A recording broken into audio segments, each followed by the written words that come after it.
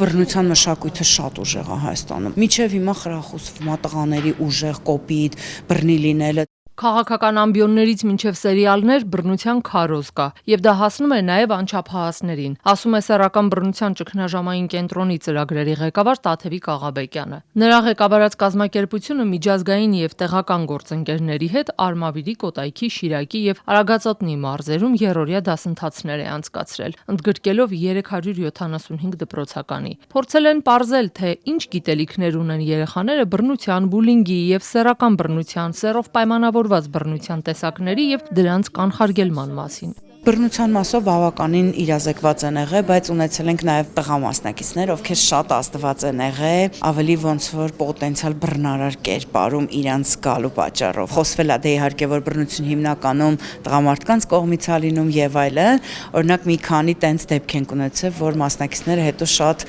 ազդված են եղել, անգամ ասել են, որ չենք ուզում գանք հաջորդ հանդիպմանը։ Դասընթացի մասնակիցներին տրվել է մի շարք հարցեր, որոնցից մեկն օրինակ վերաբերել է զուգընկերոջ կամ զուգընկերուհու կողմից սպառնալիքին կամ ահաբեկմանը։ Աշակերտներին հարցրել են, արդյոք դա կարելի է համարել բռնության ձև։ Սկզբում աղջիկների 96 եւ տղաների 88%-ն են պատասխանել այո, սակայն դասընթացից հետո ցուցանիշներն աճել են։ Աղջիկների դեպքում 3, իսկ տղաների դեպքում 5%-ային հարաբերակցությամբ։ Այսինքն դասընթացից հետո աղջիկների 99 եւ տղաների 93%-ը վստահ պնդել են այո, նման վարքը բռնություն է։ Ամուսնու եւ կնոջ միջև կոնֆլիկտը, եթե նույնիսկ հանգեցնում է բռնության, անձնական խնդիր է եւ ուրիշները չպետք է միջամտեն։ Այս հարցին էլ նախքան դասընթացը աղջիկների 38, իսկ տղաների 37%-ը արձագանքել է, որ համաձայն չէ պնդման հետ։ Դասընթացից հետո արդեն աղջիկների 76 ու տղաների 54%-ն են վստահ ասել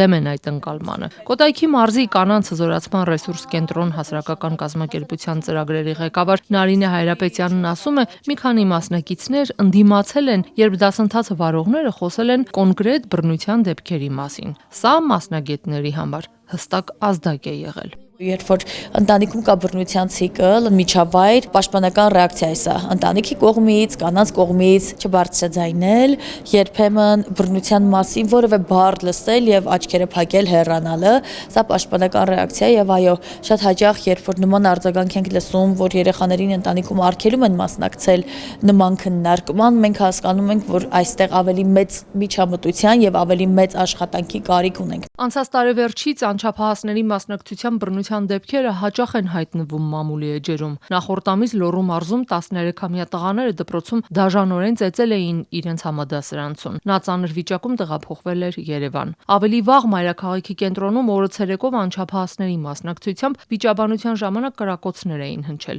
3 երեխաներ հիվանդանոց էին տեղափոխվել։ Արարատում էլ 4 անչափահասներ 20-ամյա երիտասարդի էին ծեծել։ Իսկ Տավուշի մարզում 4-րդ դասարանի աշակերտները ծանր վնասվածքներ էին հասցրել իրենց համադասարանցուն։ Ոստիկանության տվյալներով նախորդ տարի դպրոցներում անչափահասների մասնակցությամբ 91 միջադեպ է գրանցվել։ Այնինչ 2024-ին 48-ով պակաս էր այս թիվը։ Խնդիրը բարդանում է, երբ անչափահասն է բռնության ենթարկում անչափահասին, որը տարիքի բերումով պատժից ազատվում է։ Այսպիսի մի դեպք էլ Տաթևիկ Աղաբեկյանի ղեկավարած հասարակական կազմակերպություն էր հասել։ Երբ որ փորձել էր մաման մյուս մամայի հետ խոսել, բռնարարի մաման նենց էր պատասխանել, որ քո աղջիկն է մեղավոր ինչ որ եղել է եւ այլն։ Այսինքն այս մոտեցմամբ ծնողը ինչ պիտի իր անչափահաս բռնարար երեխայի համար անի։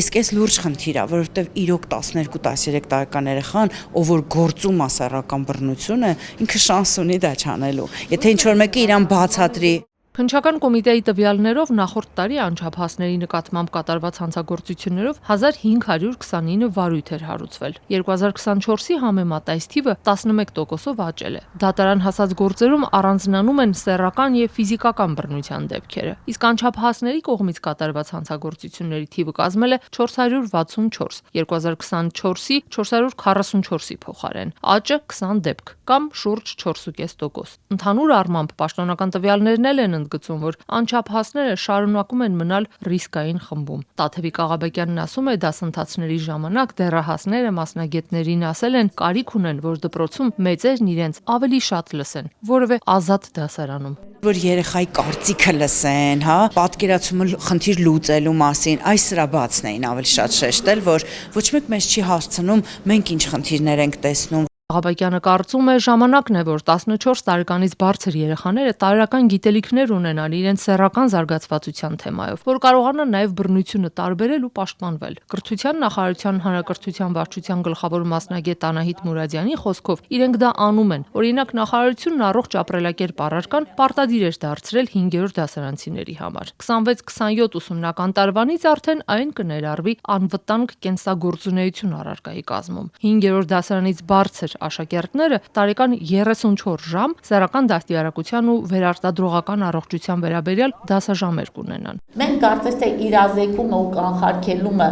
կարծես թե փորձում ենք ինչ-որ ձևով անել եւ ված չի ստացվում, բայց ինչ վերաբերում է արձագանքման բլոկին, կարծես թե դեռևս լավ չի ստացվում եւ այստեղ մենք գործ ունենք նաեւ ոչ միայն դպրոցի հետ, այլև համայնքի հետ, սոցիալական եւ ներքին գործերի մարմինների հետ եւ այդտեղ կարծես թե այս փոխանցման մեխանիզմները շատ նուրբ պետք է անենք, որ առաջին հերթին լայն արձագանքում չստանա, եթե դեպքը կա, որպեսզի երեխան չթիրախավորվի,